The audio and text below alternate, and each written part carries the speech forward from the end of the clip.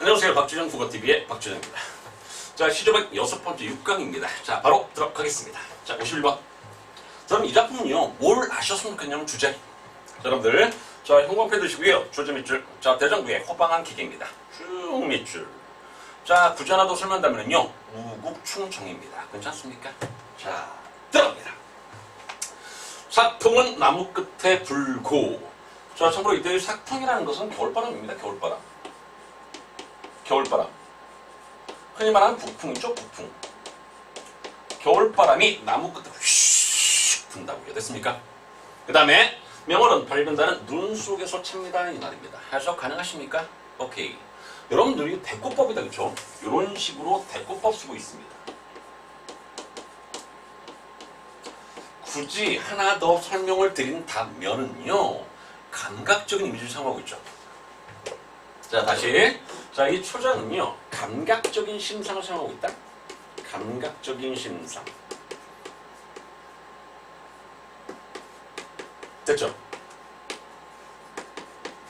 이해하시겠습니까?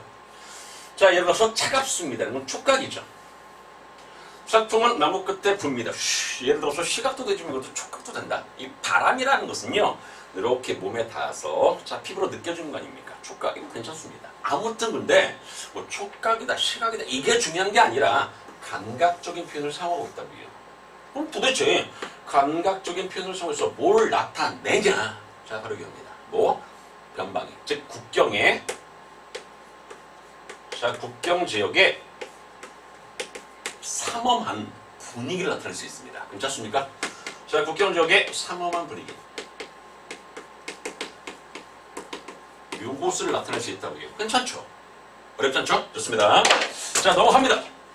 만리 편성입니다. 만리는 멀리 떨어져 있다는 얘기고요. 변방 또는 국경의 성이라는 것은 성루입니다. 멀리 떨어져 있는 국경의 성루에서 일정하면 긴 칼입니다. 긴 칼을 짚고 서서입니다. 이해하시겠죠? 넘어갑니다. 긴 휘파람, 큰 한 소리에 거칠 것이 없습니다. 이 말. 괜찮습니까? 그러니까 그래서 이 작품은요, 딱 하나만 기억하시면 됩니다. 뭐 주제. 다시 한번 대장보로서의 호방한 기상을 엿볼 수 있습니다. 이 말입니다. 이해하시겠습니까? 딱 그 정도. 됐죠? 끝. 넘어갑니다. 그럼 밑에 자, 특징 같은 것들은 살짝 보십시오. 아마 여러분 제가 강의하는 것들이 특징에 그대로 녹아 들어가 있으니까 괜찮습니까? 오케이. 두 번째 답니다. 자, 52번. 이것도 재밌죠? 희조 자체가. 자, 출발합니다. 산은 옛날 산 그대로입니다.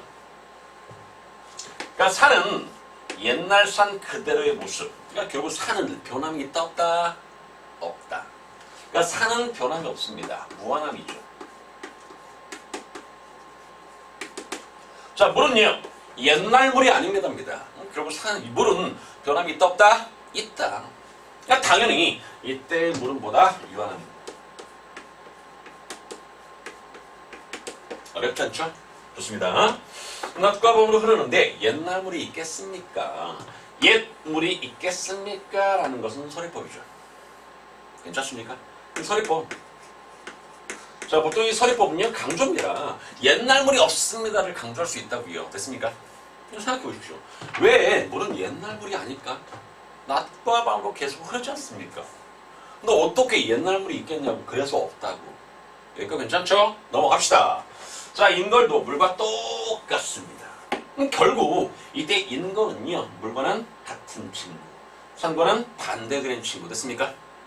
그러니까 결국 이때 인걸, 인재도 마찬가지로 한계가 있습니다. 끝이 있습니다. 이 말입니다. 물과 똑같아서 한 번 가면 절대로 돌아오지 않습니다. 이 말입니다. 내용 이해하시겠죠? 아, 그렇구나. 자, 여러분 여기서 비유법 눈에 보이십니까? 비유법. 자, 결국 하고 싶은 말은 이 친구죠. 인걸. 한 번 갔더니 다시 돌아오지 않습니다. 나쁜 놈 이 말입니다. 이해하시겠죠? 자, 밑에 주제. 인생 무상도 되고요. 무정한 님에 대한 그리움. 이게 무슨 말이냐면요. 자, 요게 우리의 인생이라고 생각해 보시기 바랍니다. 삶. 한 번 가잖아, 한 번 죽으면 절대로 다시 돌아오지 않습니다라는 끝이 있습니다. 이 말입니다. 됐죠? 그래서 인생 무상. 하나 더. 이때 인걸이라는 것을요, 화자인 내가 사랑하는 사람, 화자인 내가 사랑하는 사람이라고 한다면 한 번 떠나갔어 다시 오잖아 나쁜 놈 이렇게 설명할 수 있습니다. 됐습니까? 그래서 모정한 님에 대한 간절한 그리움으로도 주제를 정리할 수 있습니다. 이해하시겠죠? 오케이. 그렇다는 얘기입니다. 재밌죠? 오호! 이 작품의 작자가 황진이네. 대생. 무슨 말이겠죠? 좋습니다. 끝! 자, 53번 나옵니다. 자, 53번 시조는요, 중요한 게 이 눈이다. 자, 잘 보십시오. 산촌에 눈이 왔습니다. 산촌, 요렇게 네모. 화자인 내가 머무는 곳입니다. 흔히 말하는 은거지라고도 하죠. 화자인 내가 머무는 곳. 그 산촌에 눈이 왔습니다. 그랬더니 돌길이 묻혔습니다. 이 말입니다. 괜찮습니까? 자, 참고로 이때 돌길이라는 것은 뭐냐고요? 화자인 내가 머무는 산촌과 세상을 연결하는 통로입니다. 그래서 이때 이 돌길의 기능 자체가 연결의 매개체입니다.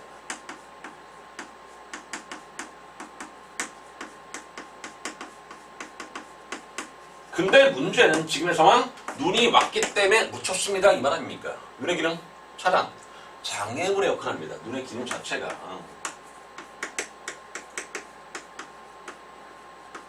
이해하시겠죠? 무슨 말인지 알겠죠? 좋습니다. 서리문을 열지 마라. 나를 찾을 사람이 누가 있겠습니까? 이렇게 해석합니다. 서리법. 아무도 나를 찾는 사람이 없을 것입니다. 라는 것을 강조. 이해하시겠습니까? 오케이. 다음 쪽만 1편 명월입니다. 한 조각의 밝은 달. 그것이 겉인가 합니다. 이렇게 해석합니다. 이것도 마찬가지겠죠? 그러니까 자연 속에서의 여유로움을 말합니다. 자, 밑에 주제. 자, 밑에 주제 뭐라고 써있냐면요. 이렇게 써 있습니다. 안빈낙도. 자, 또는 자연의 은거하는 생활입니다. 이렇게 설명할 수 있습니다. 이해하시겠죠? 그냥 내용 간단하다고요. 자, 만약에 여러분들 이 작품이 문제로 출제가 된다. 얘가 나오겠죠. 문학기는. 돌길 마찬가지. 자, 이런 것들은 좀 해석 좀 알아두시기 바랍니다. 찾을 사람입니다. 됐죠?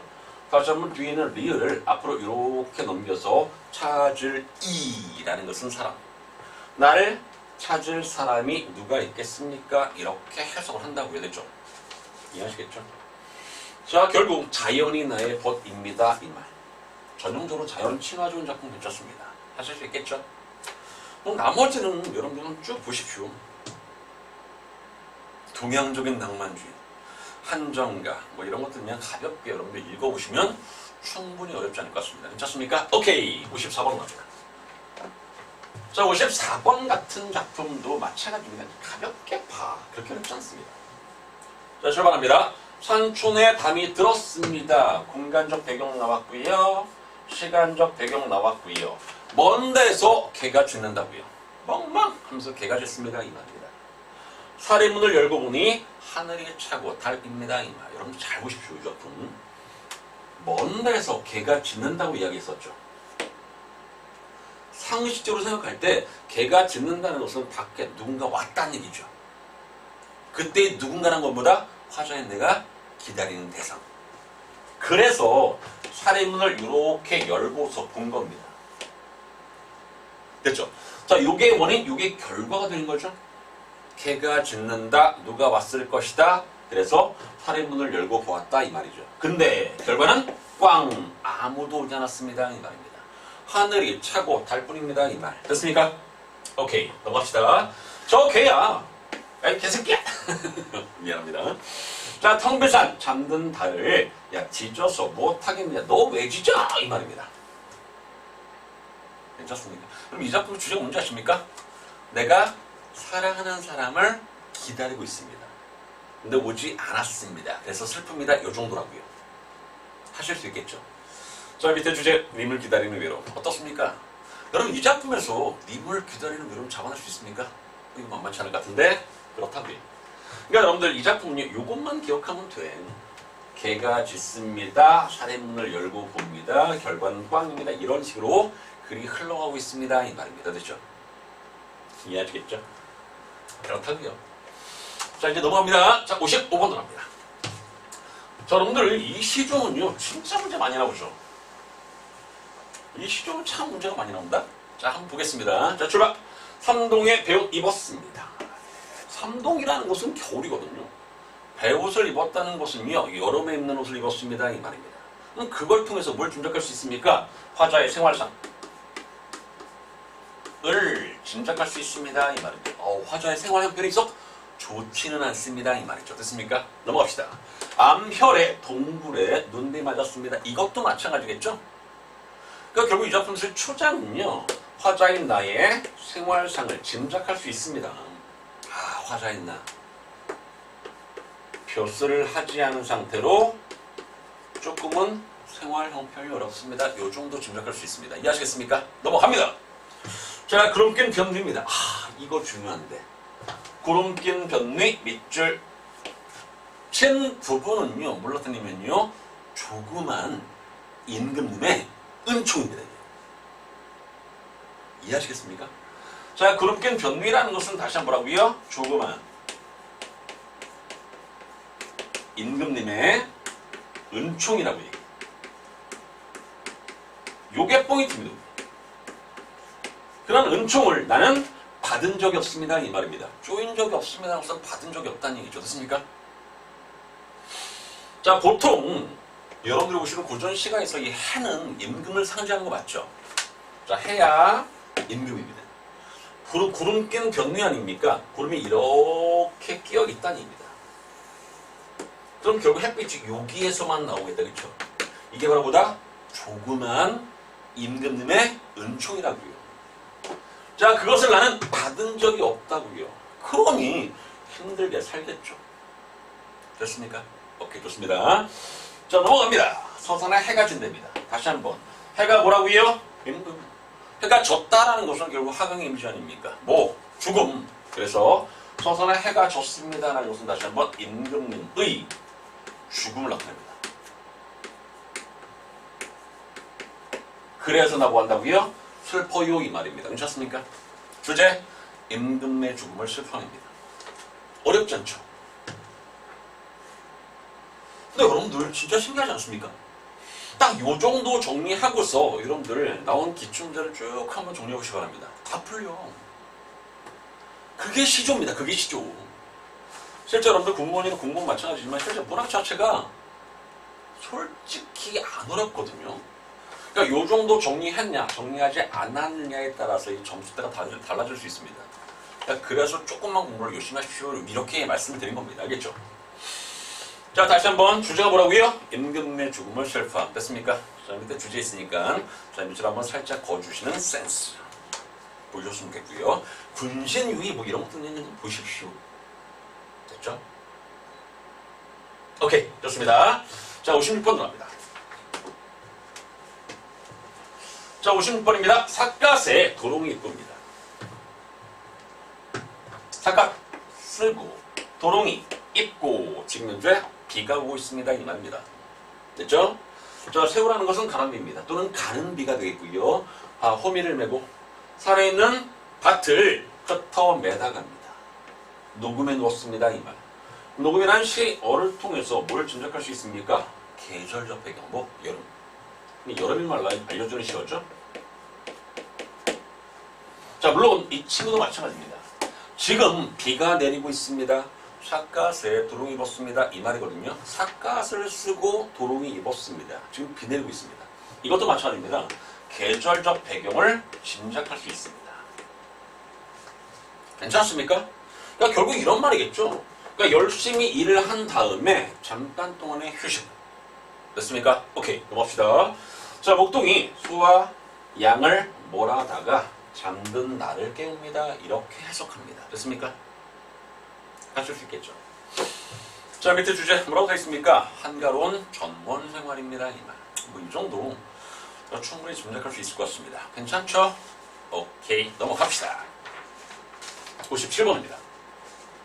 이 작품 재밌습니다. 자, 우선 이 작품은요, 주제가 이겁니다. 남편에 대한 애틋한 사랑 또는 병든 남편에 대한 아내의 정성과 사랑. 이게 이 작품의 주제입니다. 자, 가볍게 보겠습니다. 서방님, 병이 들었네. 두고서 쓸 것이 없습니다. 쓸 것이라는 것은 먹일 것입니다. 먹일 것. 쉽게 말하면 서방님이 병 들었는데 먹일 것이 없어서 이 말입니다. 됐습니까? 오케이. 종로 저재라는 것은 시장입니다. 종로에 있는 시장에서 다리를 팔았을 때 이때 다리라는 것은 머리카락이에요. 머리카락을 팔아서 배 샀고요, 감 샀고요, 유자 샀고요, 석류 샀습니다. 이 말입니다. 열거법 쓰고 있네.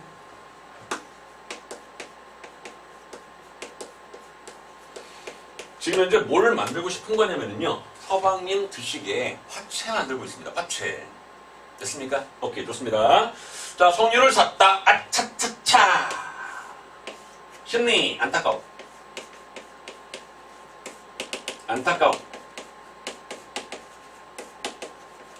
잊었다고요. 뭐를? 오화당입니다. 오색 사탕을 잊어버렸습니다. 이 말입니다. 괜찮습니까? 그러니까 다 샀는데 얘만 사지 못했습니다. 아이고야 어떡하지? 이렇게 된 겁니다. 가능하죠.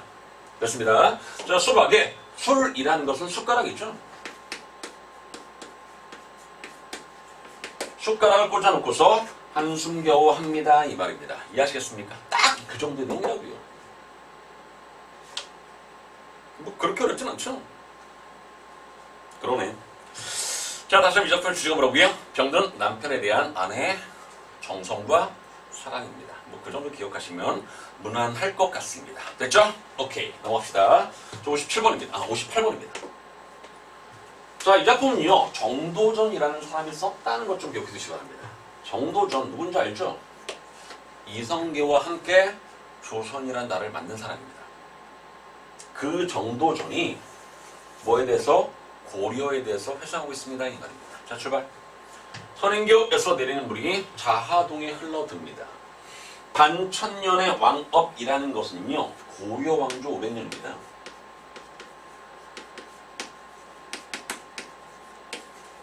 됐죠? 500년 동안의 왕들, 고려 왕들의 업적입니다. 그런 업적들이 이제는 물소리 뿐입니다. 이 말입니다. 허망하다는 얘기죠?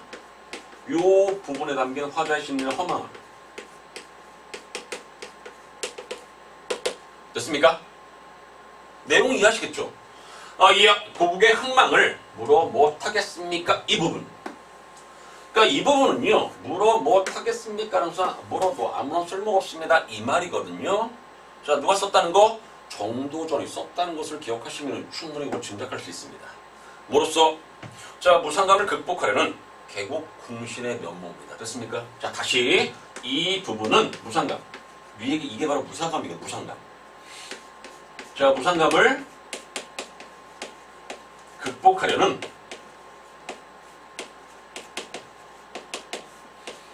개국 궁신의 면모입니다. 그게 정도전이죠. 됐습니까?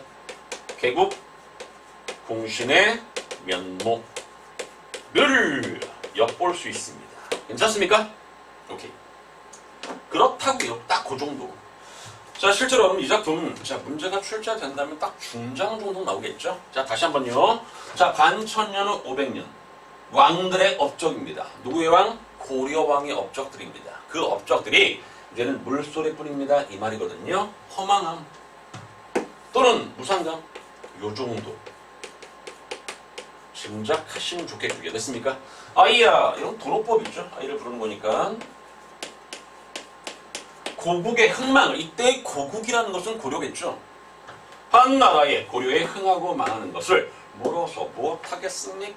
라는 얘기입니다. 아무런 쓸모가 없습니다. 이 말이죠. 서리법이죠. 여러분들 서리법. 서리법. 됐죠?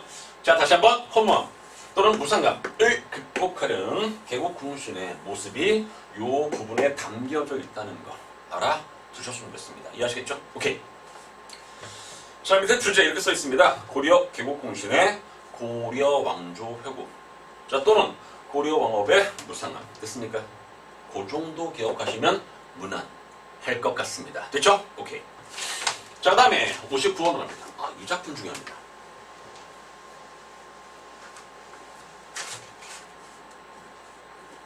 자, 잘 보십시오. 수양산 바라보면입니다. 수양산 동그라미 땅 치시고요. 위에 쓰시기 바랍니다. 중의법이라고. 이것도 문제 잘 옵니다. 잘 보십시오. 자, 수양산은 중의법이다. 자, 단어 한 개의 의미가 2개 이상입니다. 이 말입니다. 첫 번째는 산입니다. 첫 번째는 수양산, 진짜 산이라고요. 근데 두 번째는 수양 대군을 나타냅니다. 그래서 이게 중위법입니다. 괜찮습니까?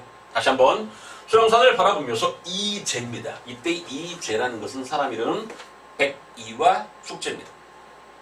사람 이름이라고요. 백이와 숙제.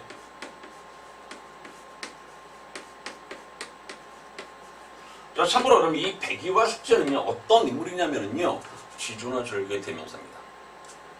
지조나 절개를 정말로 잘 지킨 사람입니다 이 말입니다. 그런데 그러한 백이와 숙제조차도 뭐하고 있습니까? 한탄하고 있습니다. 원망하고 있습니다.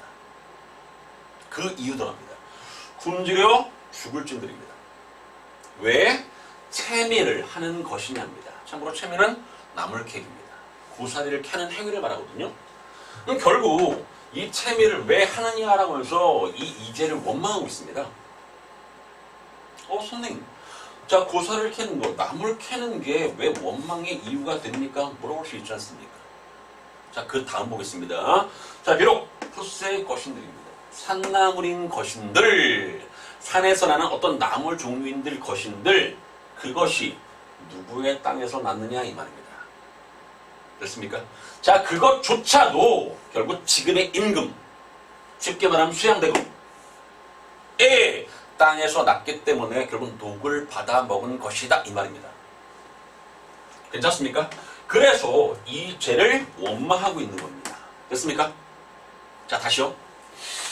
자, 분명히 이 작품 중에서 말씀드렸습니다. 자, 출발! 수양산을 바라보면서 백이와 숙제를 원망합니다. 왜? 굶주려 죽지 차라리. 왜? 고사리를 캐면서 목숨을 연명했느냐 이 말입니다. 비록 푸스의 것인들, 산나물인 것인들, 산에서 나는 즉 보잘것없는 풀인 것인들, 그것이 누구의 땅에서 났습니까? 이 말입니다. 괜찮습니까? 오케이. 잘 보십시오. 그럼 결국 백이와 숙제를 원망한다는 것은 아까 말씀드렸지 않습니까? 백이와 숙제가 어떤 사람이라고요? 지조나 절개의 대명사. 그러한 지조나 절개 대명사인 인물조차도 원망한다는 것은요, 나는 누구다? 백이와 숙제보다 훨씬 더 지조나 절개를 잘 지키겠습니다라는 다짐입니다. 이게. 그래서 자, 이 작품의 주제가 지조, 절개 정말로 잘 지키겠습니다라는 다짐이라고요. 괜찮습니까? 오케이. 자, 하나만 더. 자, 분명히 제가 모두 말씀드렸죠. 자, 백이와 숙제가 어떤 사람이라고요? 지조나 절개 대명사. 근데 이 작품에서는 뭐? 원망의 대상. 이것도 마찬가지입니다. 다른 작품과는 달리 발상의 전환이 돋보이는 작품입니다. 괜찮습니까? 자, 이 작품의 특징이기도 합니다. 자, 이 작품 또한 발상의 전환이 돋보이는 작품입니다. 당연하죠. 백이와 숙제, 지조나 절개 대명사인 그런 인물들을 원망의 대상으로 형성했다는 것 자체는요, 발상의 전환이 돋보입니다. 이렇게 설명을 한다고요. 됐습니까? 오케이.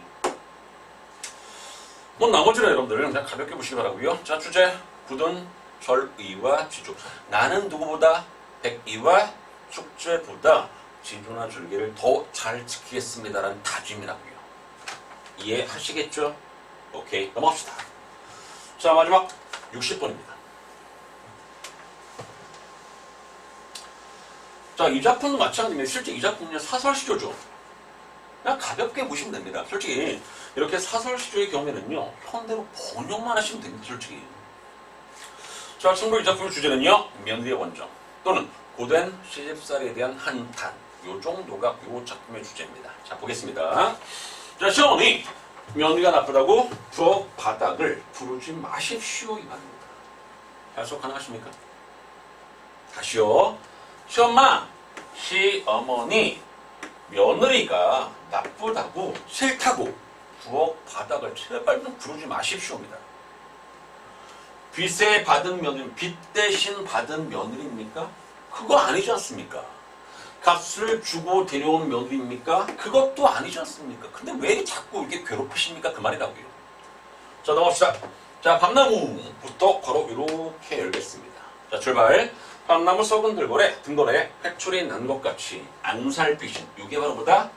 매서운입니다. 매서운, 무서운. 매서운 시아버지. 해석 가능하십니까? 오케이. 볕을 쬐는 쇠똥같이 대종고신이 마르신입니다. 시어머니. 해석 가능하죠?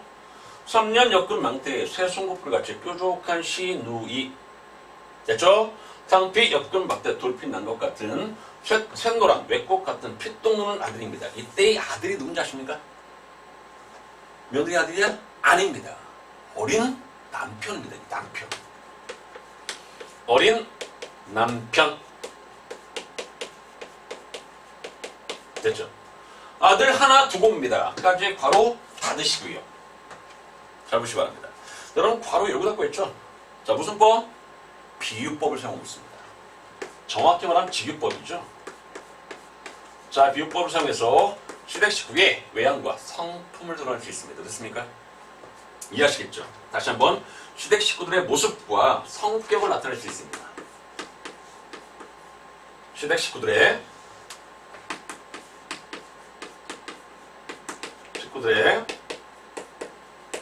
모습과 성품을 표현할 수 있다고요. 성격.